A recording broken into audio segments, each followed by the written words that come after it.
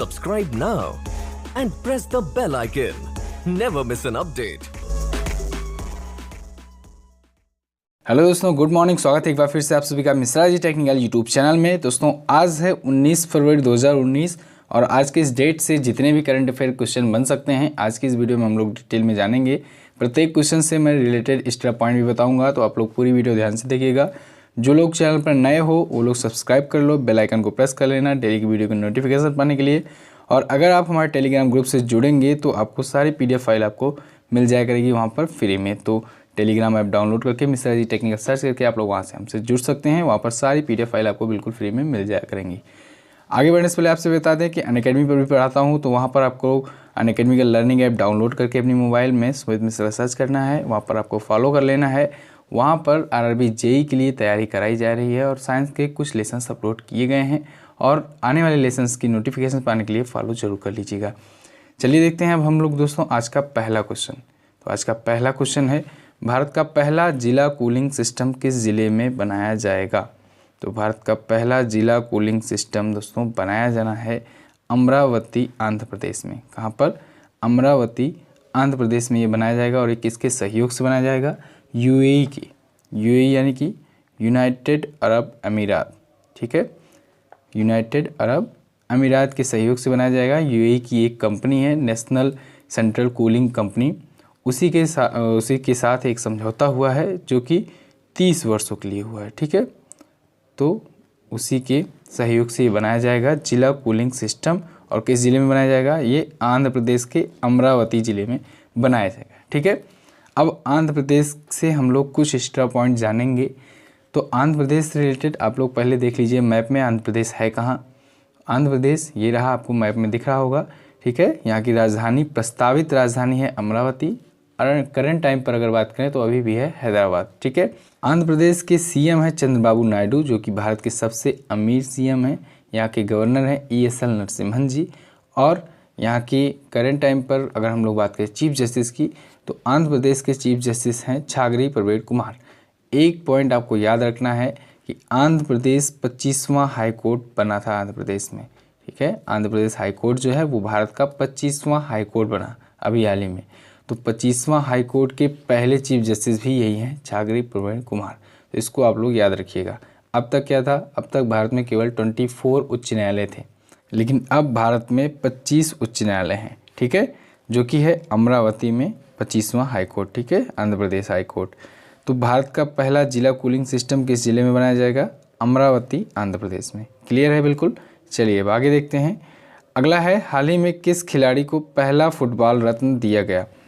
तो अभी हाल ही में पहला फुटबॉल रत्न पाने वाला खिलाड़ी बना है सुनील छेत्री। ठीक है, फुटबॉल रत्न अवार्ड ये दिया गया है सुनील छेत्री को। ये हैं भारत के सबसे दिग्गज फुटबॉलर। ठीक है, दिल्ली में जो स्पोर्ट ऑर्गेनाइज कराने वाली संस्था है फुटबॉल दिल्ली, उसी ने इनको दिया है फुटबॉल रत्न का अवार्ड। आपने सुना होगा राजीव गांधी खेल रत्न, भारत रत्न।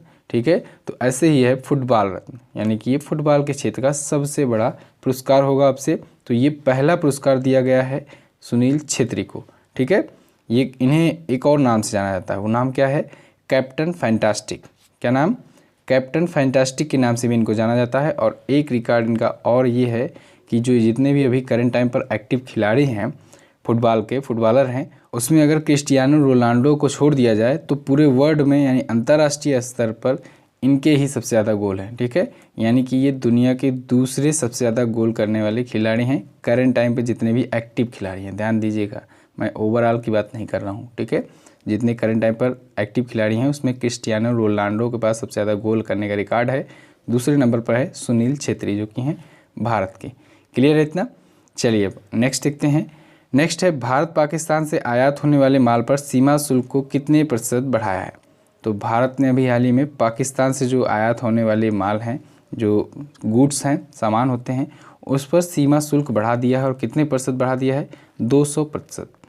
तो आपको लोग को पता होगा जो CRPF के जवान हमारे शहीद हुए हैं पुलवामा हमले में, अटैक में, तो उसकी वजह से भारत एक्शन ले रहा है। एक तो आर्थिक रूप से ले ही रहा है, बाकी जो उस टाइप से है फिजिकली है उसके लिए तो सेना ले रही है बदला धीरे धीरे। ठीक है, शुरू कर दिया है ऑपरेशन।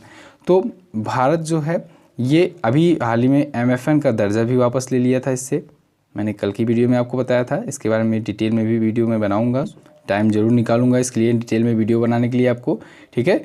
तो MFN का दर्जा भी यानी कि मोस्ट फेवर्ड नेशन का दर्जा भी वापस ले लिया इंडिया ने। उसके साथ ही आयात होने वाले जो माल हैं वहाँ पर 200% टैक्स बढ़ा दिया है। अब इससे क्या होगा, इससे पाकिस्तान के निर्यात पर असर पड़ेगा और वो धीरे धीरे आर्थिक रूप से और ज़्यादा कमज़ोर होता जाएगा, ठीक है। तो पाकिस्तान आया है तो इसके बारे में कुछ और चीज़ें जान लेते हैं। पाकिस्तान की राजधानी होती है इस्लामाबाद। यहाँ के करंट टाइम पर प्रेसिडेंट हैं डॉक्टर आरिफ अलवी। यहाँ के करंट टाइम पर CM हैं इमरान खान। और पाकिस्तान की मुद्रा होती है पाकिस्तानी रुपया। यहाँ की संसद का नाम होता है नेशनल असेंबली, ठीक है। चलिए अब आगे बढ़ते हैं। नेक्स्ट है सिंप्लिसिटी एंड विजडम नामक पुस्तक किसने लिखी? तो सिंप्लिसिटी एंड विजडम नामक पुस्तक लिखी है अभी हाल ही में दिनेश सहारा ने। किसने? दिनेश सहारा ने लिखी है सिंप्लिसिटी एंड विजडम नाम की पुस्तक। और इन्होंने ये पुस्तक कहाँ पर लिखा है? इन्होंने ये पुस्तक लिखा है कुंभ मेले में परामर्थ आश्रम में। कहाँ पर? परामर्थ आश्रम में लिखा है कुंभ मेले में। और इस पुस्तक को लॉन्च किसने किया है ये भी आपसे पूछा जा सकता है। तो इस पुस्तक को लॉन्च किया है केसरीनाथ त्रिपाठी जी ने, जो कि हैं पश्चिम बंगाल के करंट टाइम पर गवर्नर और परामर्थ आश्रम के मुख्य जो स्वामी हैं, स्वामी चिदानंद सरस्वती द्वारा ये अनावरण किया गया है इस पुस्तक का। और इस पुस्तक को लिखा किसने है? दिनेश सहारा ने, ठीक है। सिंप्लिसिटी एंड विजडम नाम की पुस्तक है ये। क्लियर है? चलिए अब नेक्स्ट देखते हैं। नेक्स्ट है हाल ही में वेस्ट इंडीज़ के किस खिलाड़ी ने अंतर्राष्ट्रीय वनडे से संन्यास की घोषणा की है? तो अभी हाल ही में वेस्ट इंडीज़ के बहुत ही महान दिग्गज खिलाड़ी क्रिस गेल, इन्होंने अंतर्राष्ट्रीय वनडे से संन्यास लेने की घोषणा कर दी है। अब ये संन्यास कब लेंगे? ये लेंगे 2019 के वर्ल्ड कप के बाद। तो आपको पता होगा 2019 का वर्ल्ड कप होने वाला है। कहाँ पर आयोजित होगा ये? इंग्लैंड और वेल्स में आयोजित होगा 2019 का one day world cup, cricket world cup, ठीक है। तो क्रिस गेल जो हैं इसके बाद संन्यास ले लेंगे, ऐसी इन्होंने घोषणा कर दी है। अब क्रिस गेल के करियर के बारे में, वनडे करियर के बारे में थोड़ा सा हम लोग फोकस करते हैं। तो पहले तो ये बता दें आपको कि 39 ईयर के हो चुके हैं, 39 ईयर के हो चुके हैं। और अब तक इन्होंने वनडे में 288 वनडे मैच खेले हैं। कितने? 288 वनडे मैच खेले हैं, जिसमें इन्होंने टोटल 9,727 रन बनाए हैं। कितने? 9,727 रन, जो कि अगर वेस्ट इंडीज़ के खिलाड़ियों की बात किया जाए तो इसमें दूसरा सबसे बड़ा स्कोर है। वहाँ के ब्रायन लारा का सबसे ज़्यादा उनके नाम है, सबसे ज़्यादा स्कोर रिकॉर्ड। उसके बाद सेकंड पोजीशन पर आते हैं क्रिस गेल, ब्रायन लारा के बाद, ठीक है, वेस्ट इंडीज़ के सर्वाधिक स्कोरर में। तो अभी उनसे 677 रन अभी पीछे हैं। तो इस सीरीज़ में, इस जो वनडे वर्ल्ड कप होगा, इसमें कोशिश इनकी यही रहेगी कि ये 677 रन बना लें और उसके बाद इनके नाम हो जाए सर्वाधिक रनों का रिकॉर्ड वेस्ट इंडीज़ से। क्लियर है? चलिए अब नेक्स्ट देखते हैं। अगला है हाल ही में अंतर्राष्ट्रीय मानव अधिकार पुरस्कार किसने जीता? तो अभी हाल ही में अंतर्राष्ट्रीय मानव अधिकार पुरस्कार इंटरनेशनल ह्यूमन राइट्स अवार्ड जीता है अब्दुल अजीज़ मोहम्मद ने। किसने? अब्दुल अजीज़ मोहम्मद ने जीता है अंतर्राष्ट्रीय मानव अधिकार पुरस्कार। अच्छा, अब ये अवार्ड इन्हें क्यों दिया गया है? अब्दुल अजीज़ मोहम्मद को इन्हें इसलिए दिया गया है क्योंकि इन्होंने पपुआ न्यू गिनी में मानुस द्वीप पर, किस द्वीप पर? मानुस द्वीप पर ऑस्ट्रेलिया निरोध केंद्र है, वहाँ पर इन्होंने 5 वर्ष बिताए। कितने वर्ष? 5 वर्ष बिताए। और वहाँ पर ऑस्ट्रेलियन सरकार की इन्होंने क्रूर शरण साधक नीति जो है उसको उजागर किया। यानी कि वहाँ के लोगों के लिए, ये मानव अधिकार के लिए लड़ाई लड़ रहे थे, संघर्ष कर रहे थे, ठीक है। अच्छा, अंतर्राष्ट्रीय मानव अधिकार पुरस्कार को एक और नाम से जाना जाता है, इसको भी आपको याद रखना है, बहुत ही ज़्यादा इम्पोर्टेंट है। अंतर्राष्ट्रीय मानव अधिकार पुरस्कार को कभी कभी कहा जाता है मानव अधिकारों के लिए नोबेल प्राइज़, ठीक है।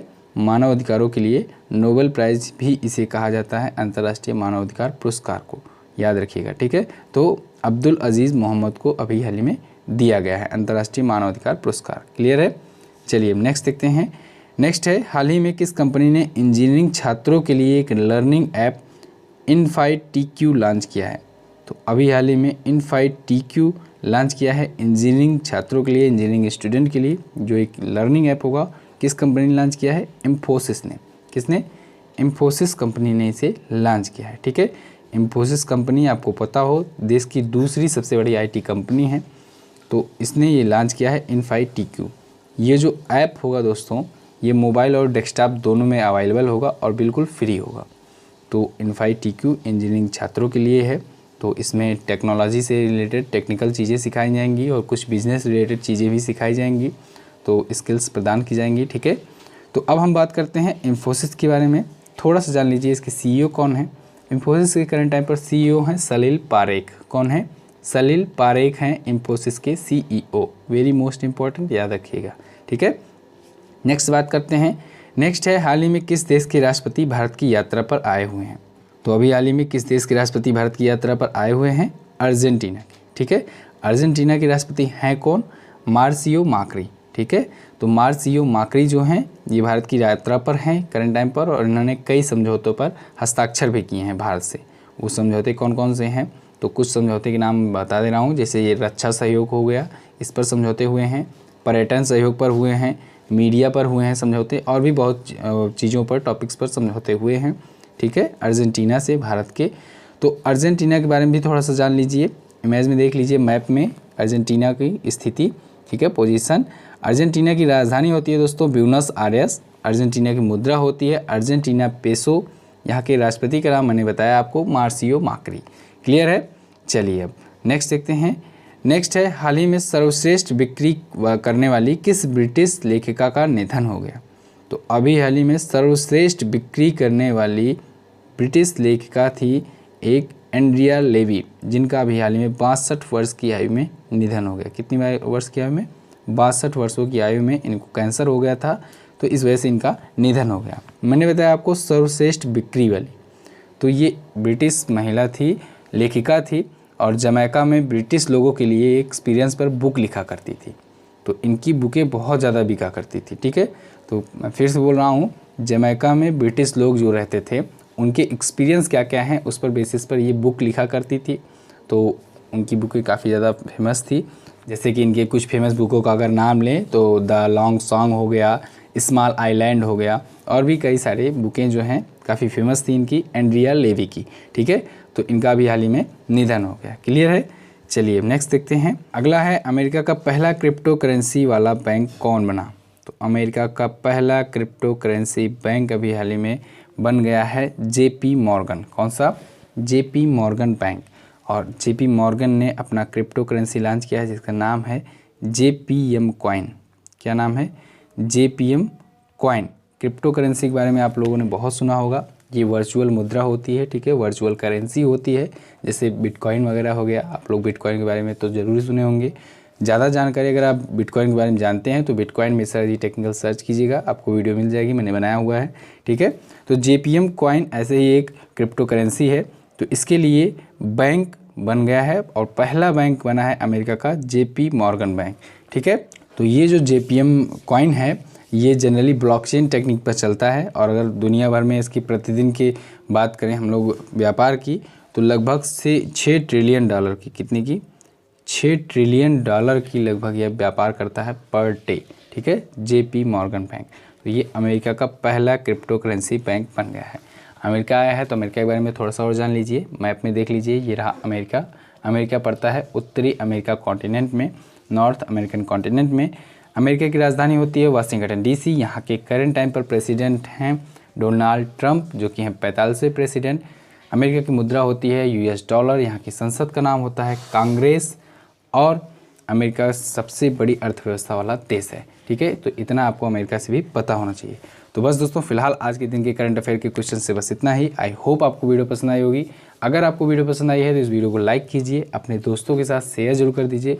लाइक तुरंत कर दीजिए, आप लोग लाइक करना भूल जाते हो, लाइक नहीं करते हो बाद में, लाइक ज़रूर कर दो तुरंत ही, और इस वीडियो को शेयर ज़रूर कर देना। आइए अब हम लोग बात करते हैं लास्ट डे के क्वेश्चन की। तो लास्ट डे मैंने क्वेश्चन पूछा था UPI का पूर्ण रूप क्या होता है, UPI का फुल फॉर्म क्या होता है। तो UPI का फुल फॉर्म होता है दोस्तों यूनिफाइड पेमेंट इंटरफेस। क्या होता है? Unified payment interface. इसमें होता क्या है कि अब तक क्या होता था, जैसे ही आप अगर कोई चीज़ का पेमेंट करते हो, ऑनलाइन ट्रांजैक्शन करते हो, तो आपको किसी थर्ड पार्टी का सहारा लेना पड़ता है। थर्ड पार्टी बोले तो जैसे मान लीजिए कोई चीज़ परचेज़ कर रहे हो, आप क्रेडिट कार्ड से या तो करोगे ट्रांजैक्शन, या तो पेटीएम से करोगे, या तो किसी और चीज़ों से करोगे, किसी और के थ्रू करोगे, ठीक है, ट्रांजैक्शन करोगे, या तो कैश ऑन डिलीवरी करोगे, तो थर्ड पार्टी का सहारा लेना पड़ रहा है। लेकिन UPI जो होता है ये यूनिफाइड पेमेंट इंटरफेस होता है। ये डायरेक्ट आपको आपके बैंक अकाउंट से लिंक हो जाता है, ठीक है। तो डायरेक्ट बैंक अकाउंट से आपका ट्रांजैक्शन हो जाता है। तो यही फ़ायदा होता है यूनिफाइड पेमेंट इंटरफेस का। तो अमेज़ॉन ने अपना UPI लॉन्च किया था, तो इसी वजह से ये क्वेश्चन आया था जिस पे मैंने इसका फुल फॉर्म पूछा था। ठीक है, नेक्स्ट था ILO का मुख्यालय कहाँ स्थित है। ILO इंटरनेशनल लेबर ऑर्गेनाइजेशन, इसका मुख्यालय स्थित है जिनेवा में। ठीक है, चलिए अब हम बात करते हैं क्वेश्चन ऑफ द डे की। तो आज का पहला क्वेश्चन है दोस्तों, भारत ने पाकिस्तान को मोस्ट फेवर्ड नेशन का दर्जा कब दिया था। तो भारत ने अभी हाल ही में पाकिस्तान से छीन लिया है वो दर्जा, तो कब दिया था भारत, यही आपको बताना है। ठीक है, नेक्स्ट है रणजी ट्रॉफी 2018-19 का खिताब किसने जीता। तो इन दोनों क्वेश्चन के आंसर आप लोग कमेंट बॉक्स में बताइए हमें। इसके बारे में और भी अगर जानकारियाँ हो तो वो भी हमें बताइएगा। मिलते हैं दोस्तों अब अगली वीडियो में। अगर आप चैनल पर नए हो तो सब्सक्राइब कर लो और इस वीडियो की PDF फाइल डाउनलोड करने के लिए हमारे टेलीग्राम ऐप से जुड़ जाओ। टेलीग्राम ऐप डाउनलोड करके मिश्रा जी टेक्निकल सर्च करके आप लोग वहाँ से टेलीग्राम ग्रुप से हमारे जुड़ सकते हैं। ठीक है, वहाँ पर आपको सारी PDF फाइल मिल जाएगी एक साथ। मिलते हैं अगली वीडियो में, तब तक के लिए नमस्कार दोस्तों, जय Hind, Vande Mataram. Subscribe now and press the bell icon. Never miss an update.